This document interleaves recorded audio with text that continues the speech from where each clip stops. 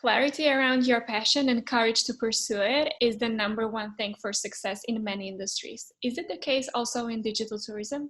Check out this last out of a series of interviews with Nick Hall, founder of digital tourism think tank, where we're interviewing him about his own personal story of moving from media through European policymaking all the way to digital tourism. You will hear also a lot about the role of women for the management of his own business and his vision for European leadership. I hope you've listened to the previous episodes where we went into the consequences of COVID lockdown on European tourism business and the opportunities used or not by many of the entrepreneurs. So I hope you liked it. Don't hesitate to leave your comments, likes, and share it with everybody around you who you think could benefit from a bit more wisdom into how to repurpose their tourism business in times of COVID lockdown and beyond.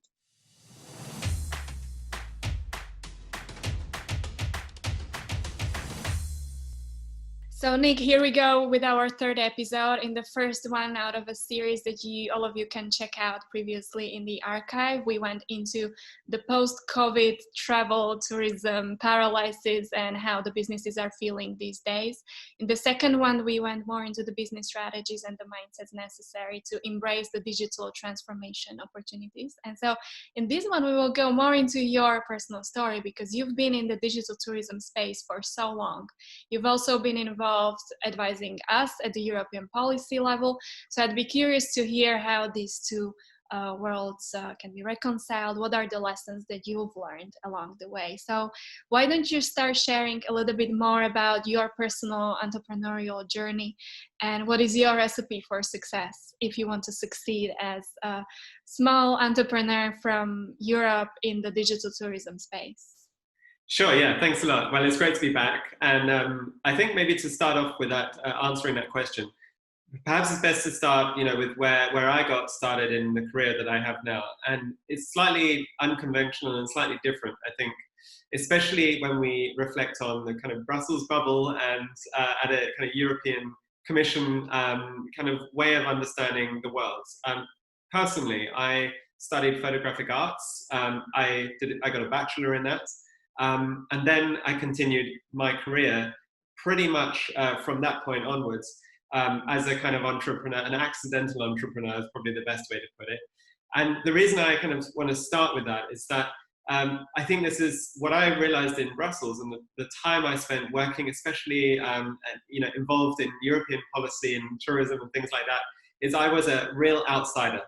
Very few people had that kind of education or that kind of background. And, there was a kind of sense, which I never really appreciated it until I stepped created a little bit more distance from that, a sense of elitism, which in itself poses barriers to kind of entering that environment and to being part of that. I'm somebody who's quite adaptable, I think, and I can put myself into almost any situation and feel moderately comfortable with it. So for me, that was something to just kind of a challenge to embrace. But I kind of look back at that and actually think, there's so much emphasis and credibility placed on the kind of level of study and the field of study. And that's always the introduction that's made. Oh, what did you study? What's your background? And I think this in itself kind of creates a barrier from others entering that, which I know is so desperately needed. So I just want to kind of maybe start with that, because everything that followed from that has just gone in a very natural progression. I started... What's on my mind now, that it's not just, the level of education creating the barrier, but it's also the expectation that we can put ourselves in the boxes of having studied law or economics, typically in this part of the industry. And so what I will be interested to hear from you is how the interdisciplinarity comes into making tourism businesses successful. And it's also one of the biggest questions that I'm discussing with young graduates these days, when they feel like they're forced to choose one box, whereas I think that the success of the future actually resides in being able to draw into the skill sets of multiple boxes at the same time. So thanks for raising that. Yeah, absolutely. I mean, we've talked a lot about creativity through this series, and it's what's needed to get through the kind of world that we live in. And, I think this is an essential skill set that needs to be really part of education. And it's quite that you see huge cultural differences between different countries, especially on what is the right way to educate and raise children, for example. So yeah, in terms of my career, I actually came across a really great opportunity when I was studying. I wrote for The Guardian. I wrote a 6-month column for The Guardian's travel supplement. And I set myself a mission, which the readers voted on. And this is how this opportunity came about. I said, I want to travel the whole of Europe and test and experience every single low-cost airline and go to all of these new places that nobody had ever heard of, frankly. And well, you know, in kind of Western Europe, places like Reus and Girona, which we all know now very well, because the world is very different now. But, you know, in 2002 to 2004, people hadn't really discovered Europe that much. They weren't familiar with all of these different places and, you know, the heritage and what strengths they had, right through to somewhere like Rzeszów in Poland, you know, and everywhere in between. And I set myself on a mission that rather than as a young student at the time, rather than go on a gap year with an interrail pass, that because the low-cost airlines were just mushrooming everywhere and flights was sort of €1, literally €1, including tax, that I was just going to go to as many places as possible, take advantage of that. Open Skies was really new, and all the airlines, you know, the competition was high. Most of them have since folded because the industry couldn't sustain that level of competition. And I kind of relished that opportunity, really. And I, you know, built quite a large following, aside from hopefully creating some really interesting articles. And we were the first, you know, the experiment as a newspaper. The Guardian is a printed newspaper, but they've been one of the most forward-thinking newspapers to be digital as well, right back at the time. So I created a blog as well as a Saturday printed article about where I was traveling that week. And that kind of just launched everything that followed. You know, I found that I really loved this. I really loved just experiencing and being in different places. And I love the adrenaline of just always moving. So when that finished, because it was only a 6-month stint, when that finished, I created a podcast. I created a website called NetJetters and a podcast called iPod Traveler. And we built up just a huge following. We had around 25,000 subscribers back in 2004. And these were very, very loyal subscribers to the podcast that were sending gifts from all over the world. I had one listener that was in Libya. She wrote to me once and she said, you know, I live in a remote village and I only get to visit the city Tripoli once a month, and every time I go and download your podcasts and I take them back, and I just wanted to write to you and say what a window on the world that was. I just remember that so strong because I couldn't believe it. I mean, I was, you know, it was such a surprise. And you know, another contrast was a listener in New York who just was a huge fan, and she started sending gifts, and it really showed me the power of the internet and the power to have your own voice and your own platform to share whatever you want to share, which is exactly what you're doing with this podcast, and to find people who are interested to listen to that. We did that, you know, it was a lot of fun. And, you know, we talked about different destinations every week, mainly from memory and a lot of factual inaccuracies, but it wasn't really about creating a travel guide. It was about having a lot of fun, a lot of banter, and kind of exchanging in that. I think it's also one of the, sorry, it's kind of a long story that we're going into, but what again popped up in my mind is this point that you were making previously about daring to step into whatever you feel like doing and just start experimenting and playing with, because you shouldn't get too obsessed about whatever people think about you, especially at the beginning when the following is so small. You don't have too much of reputation risk there. So I think that's one of the biggest lessons that we're trying to communicate here, is just there to start experimenting and see where it brings you. And that's, I guess, eventually how you then shifted into the space of setting up your think tank where you are working now. Exactly. Yeah, I think, yeah, that's a really great point. Having no inhibitions and sometimes, you know, having no former career helps you do that as well. So you don't really care what other people think, and just going for whatever you're passionate about. And then that led us to our first customer that just approached. So I thought, oh wow, how do I do this? I'm gonna have to create a company that they want my business. So I made an offer and then created a company after that. And then everything just kind of followed that. I spent 5 years working at the European Travel Commission. At some point, the podcast... Maybe we can explain here that this is not an entity of European Commission or European Union. No, most people outside of the European Commission do think it is part of the European Commission. And I always explain, actually it was a 4-person NGO at the time that was just focused on promoting Europe in long-haul markets on behalf of all the tourist boards. So it was basically a membership organization. And I joined that because at some point the podcast business, which came about very naturally, tapered off. The demand just weakened. It was a kind of thing of the moment. It's funny how it's come back now. And, I looked at new opportunities. And so I saw a job as a web administrator.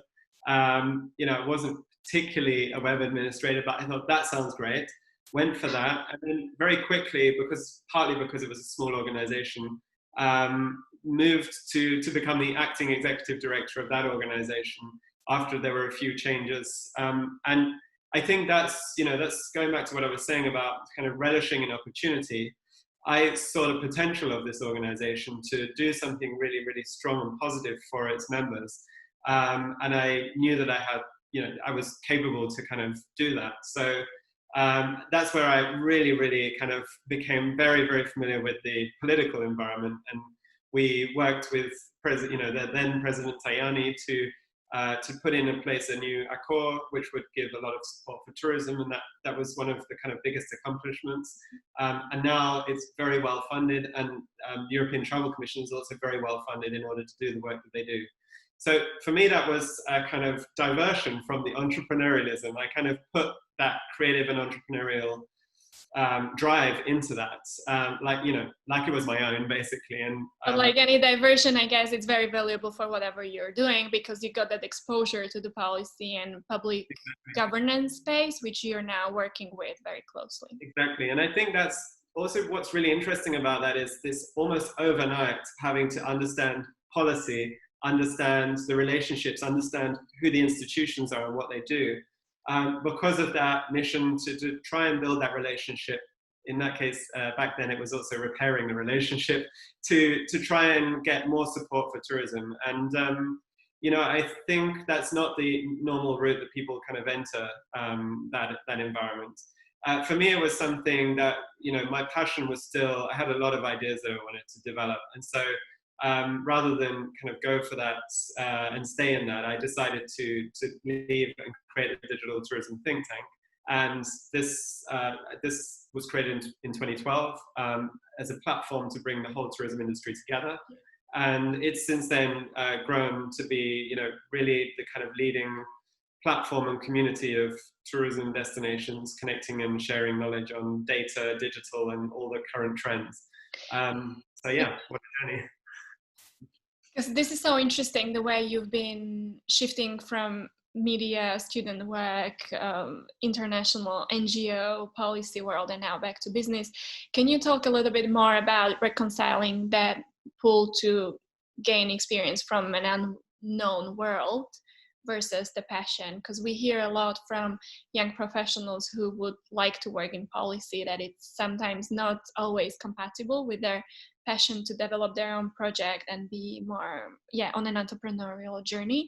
How do you, if you can take yourself back to those moments when you were working in the policy world, be it in the European Travel Commission or engaging with the European institutions, when you had that moments of frustration, thinking about like, do I really need to do this to myself? I'm an entrepreneur in my heart, and like, I'm just gonna drop it and go back to my passion. How do you navigate that period of your career and deciding whether it's still a valuable experience or it's actually not fulfilling anymore, and it would be more worthwhile if you went through that struggle being in your own company instead? Yeah, I think at the time, it was the right thing. And at the time, it didn't seem like the wrong thing at all.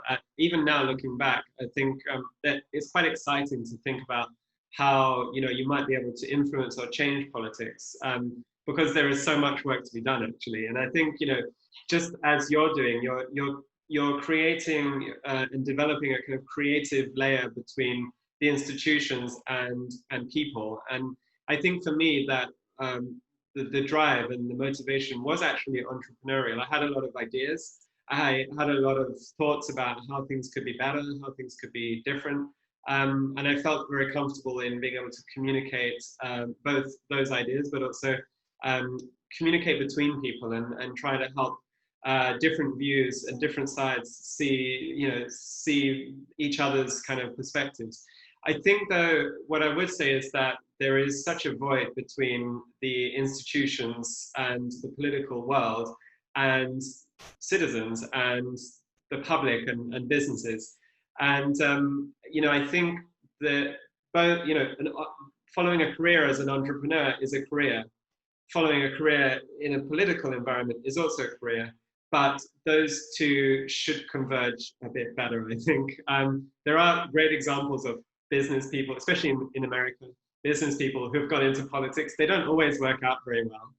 But I think... Yeah, that's the thing. You would want to be linking the two paths, but then it's a whole different conversation of revolving doors there. And how can we benefit from the experience from both worlds to an extent that stays beneficial instead of damaging to one of the two sides? I think what I've seen is that those two worlds are very much out of touch with each other. They don't really understand what each other do. And maybe there isn't this real respect for each other either from the institution side, in terms of truly understanding maybe sometimes the struggles of businesses. It's quite theoretical. So there is an empathy for it. There is a commitment to serve them and to support them, but it's not experienced. And I think that lack of experiencing it can be a really big problem and challenge for those. So this is a beautiful opening to one of my biggest passions, which is how do we transform European leadership and what kind of behaviors and values we would like to see lived on an everyday basis by leaders at the European level. And so what is your reading of that? How do we, because it's not about where you work, it's about how you work on yourself and what is the leadership that you're bringing into a conversation and collaboration with whoever is relevant for the thing that you're working on. So what do you see as the desirable future? How would you like to see the European leadership redesigned or transformed to another level so that you think it's more connected and impactful? Yeah, maybe the first thing to say is when I applied for the job at the European Travel Commission, one of the first interview question or statement I made was, what do I consider myself? And I said, I consider myself a European citizen. That probably sounds completely crazy as someone who's British and Irish. I think that's not something that you would expect to hear today. But I think, that sense of being part of something is important for those who are not in those institutions.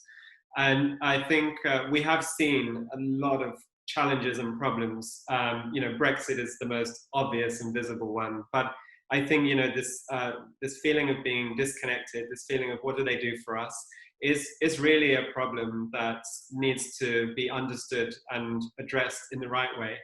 And I think that means not having a kind of top-down delivery of a solution, not making an assumption, which I certainly have a lot of assumptions about why that is. But I think, it's very dangerous to almost make an educated assumption about what that is, because it's also about the lived experiences of those people. I think what would be really amazing would be to really do something radical with the relationships, to not change the fundamental values of European politics or society or anything else, but really, really do something radical in how that exchange takes place. I think if we look at the European Commission, which has come under a lot of criticism, especially in that Brexit debate, a lot of people said unelected and et cetera, et cetera, et cetera. There is a sense of distance and lack of accountability that people feel, even if it's not founded. And I think what would be really interesting is to see how can we change the career process so that there is experience in that. We do an internship to get an experience in a business. Could there be a sense of exchanging experiences between, everyday citizens and people that are, having a career in a political environment. I think that is something which could be really humbling for a lot of people involved. So really trying to understand their situation, to kind of take off the suit, if you like, and just experience someone else's situation. I think we also need to open that conversation wider, to involve everybody in defining what happens, what decisions are made, how things are shaped. We need to stop talking about stakeholders. We need to stop. I have to interrupt you there because it's impossible for us to talk to everybody, right? And so then once you launch some kind of public consultation, then you run into all kinds of barriers about a regular citizen being interested, understand, and capable of providing a relevant opinion, and then managing in some ways. Obviously, we don't have an army of people who would be paid for managing conversations. So what would be your concrete vision of how would you go about it if you had a chance to set it up? Yeah, so I mean, we use design thinking and human-centered design in business, and a lot of the big firms do, and they create so-called sponsored users, for example, which are focus groups of real people, so they can monitor and understand their real experiences. I think researchers and we invest very heavily in research, but research itself can be conducted in a different way, in a more pluralistic way, in a more open way. And that collaborative response from society can also happen in a much more representative way because of that large-scale contribution that can take place. I think with digital and with all the resources that exist locally as well, it is possible to do things differently, but it requires a complete turnaround of how things are done, how consultations are conducted, and how input is gathered. And that is really doing things quite differently to how we traditionally and normally do things. Yeah, which is a big conversation that we're not going to be able to complete now. So I would like to bring it back into your own business and look at how this new kind of leading actually manifests in your own company, and look specifically at the women's role in there. We've had a conversation about a big part of your team being women, and so I'd be curious to hear if you see any specific added value in what we call feminine leadership. Obviously, the women are a perfect representation of a feminine tourism experience, so it's already that. But obviously, there might be a different kind of communication styles and value creation that you can notice in the way you've been bringing this innovation into your own company and then to your clients. So talk to us a little bit more about the added value of this diversity in the management of your own company. Yeah, I think maybe, just to sort of pick up on what you've said, is that we are a kind of female-dominant business, and we always have been. Generally, it's either 90% or sort of 2/3 women, but we're also a small business, so just to put things into context. What I've seen is that whether that's, whatever the reason for that is, tourism is an industry where you have a strong, very strong opportunities for, I think, female leadership to really flourish. But this idea of that glass ceiling does seem to exist, especially when we look at, look at some parts of the tourism industry. Is it the big players, like the big platforms, or the biggest operators? Certainly the bigger players, and also the at a kind of institutional level as well. That's certainly not the case everywhere, and it's certainly a very rapidly changing picture. But it has been the case traditionally, and if you look back at any historic photos of boards, and even looking back at the European Travel Commission, that those board and General Assembly photos kind of speak for themselves. And I just remember that back then being really critical of that, but also feeling, really unable to make any change to that because of, the lack of power to change other people's boards. So I think it's a female-dominated industry. At least that's been my experience. And that sense of frustration that I have is that it's female-dominated, yet the leadership doesn't seem to be female-dominated. It seems to be a complete disconnect from the reality. And looking back at our own business, I think Well, this is where it's a challenge, right? Because if you founded the business, you are, by nature, the leader of the business. And, sometimes you almost feel guilty having a kind of view on this and then seemingly kind of taking the top spot. But that's what it is to own a business as well.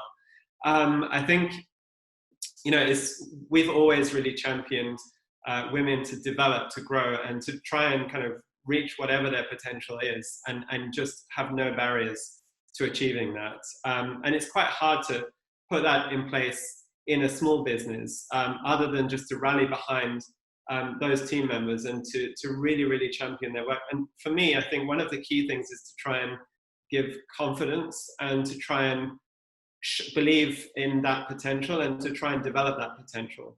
And to recognize, I think, that it's not always it's not always about this very traditional notion of leadership either.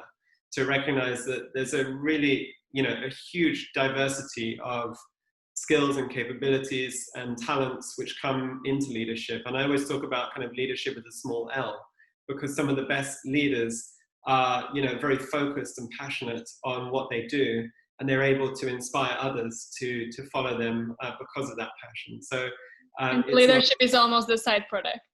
Exactly. It's certainly not about being the face, or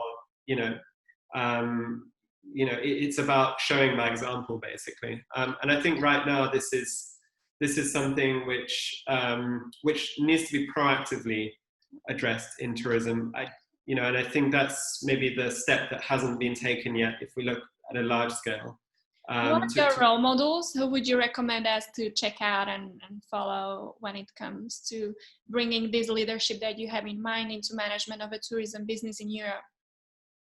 Yeah, so individual role models. I think one of the people I have the most admiration for would be a woman called Laura Alto. She's the CEO of Helsinki Marketing. And I've often referred to her as someone who is just resolutely passionate and committed to the work that she does.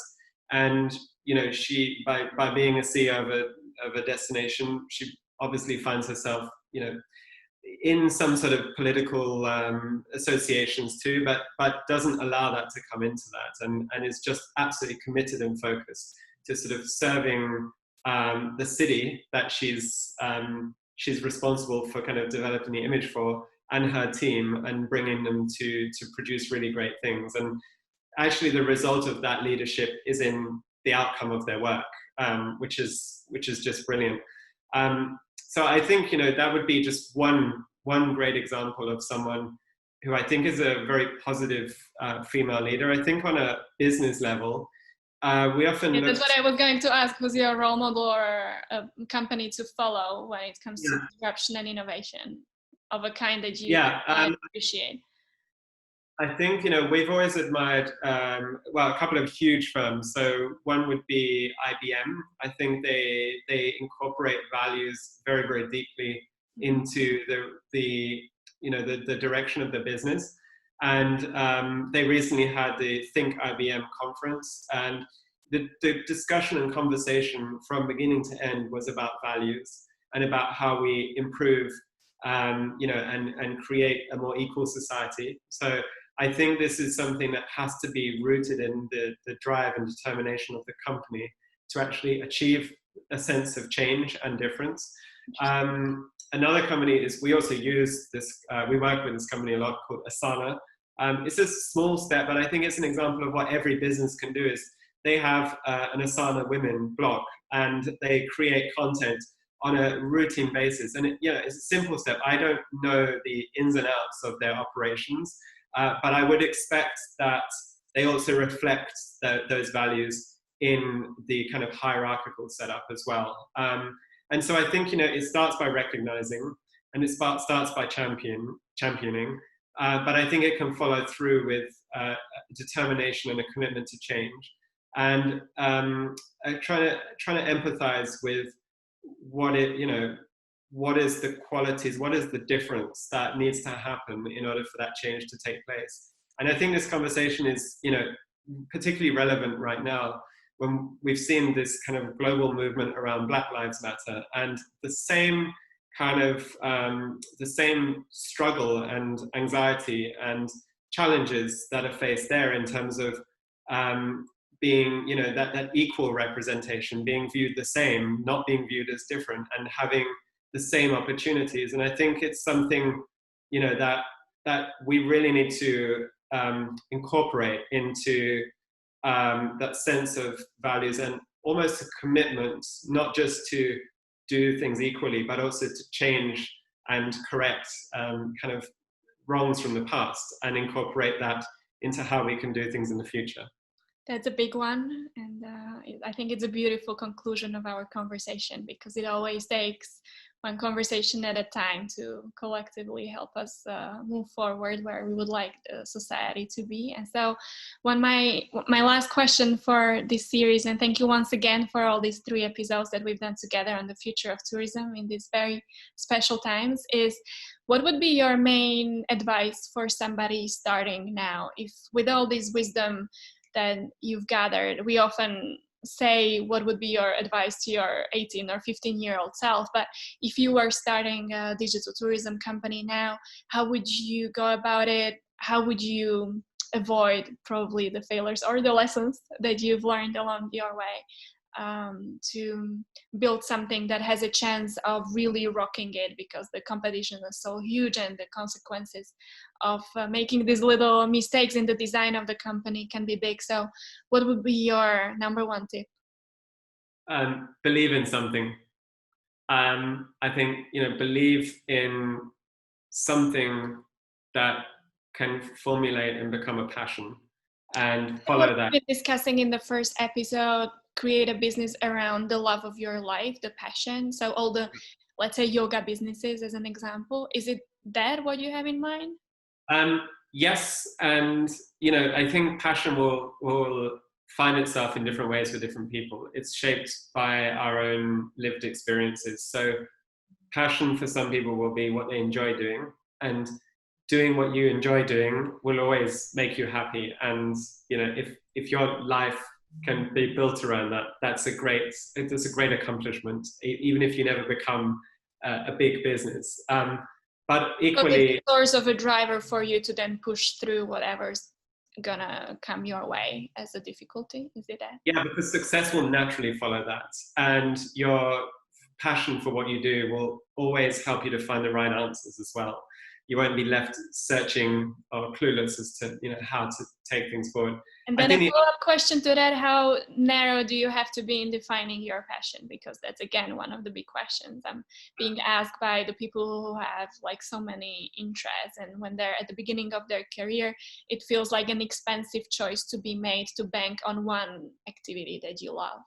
Yeah, I think it's sometimes maybe a mistake to think you need to quit what you're doing to follow your passion.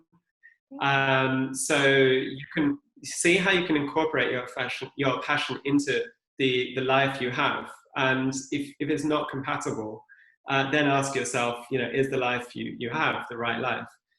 If you're, you know, as an example, passionate about yoga, well, perhaps there's a way for that to coexist with your career, inside your career. Perhaps you can change a company culture by introducing that there.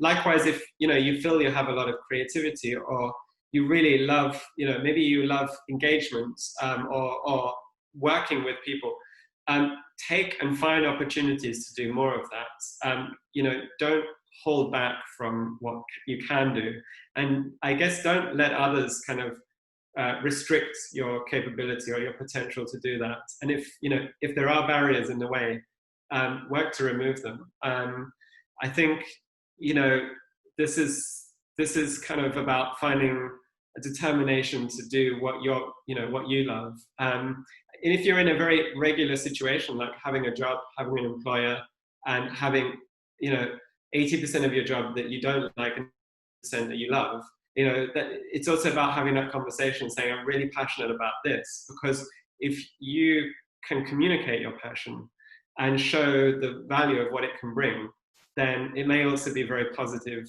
you know, in that case for your employer, for example. So it's up to the individual, I think, to show who they are and to be themselves and to bring that out in whatever they do. whether it's professional or private, but to really pursue that. Beautiful. Thank you very much for all this very insightful and vulnerable and personal sharing at the same time. I'm looking forward to the comments of everybody to see what are the passionate thoughts on their mind now as they're listening to us. And thank you once again, and wish you all the best. I think one last thing is, don't ever let anybody tell you that you can't do something, or that you can't achieve something, or that it's not the right thing for you to do. I think this is just a really, really key message for young people, maybe whose parents are trying to box them into a particular career, for employees who don't feel like they're doing what they can really bring to that company. And, in the case of different groups, whether you're a woman and you can't, there are barriers in the way, don't let those barriers exist. Don't let anybody kind of create those barriers for you, and break them down. I think that's also key. Very warrior message for the conclusion. Thank you very much. Thank you. Don't leave yet. Thanks for being part of this conversation. Now there's still a couple of action points.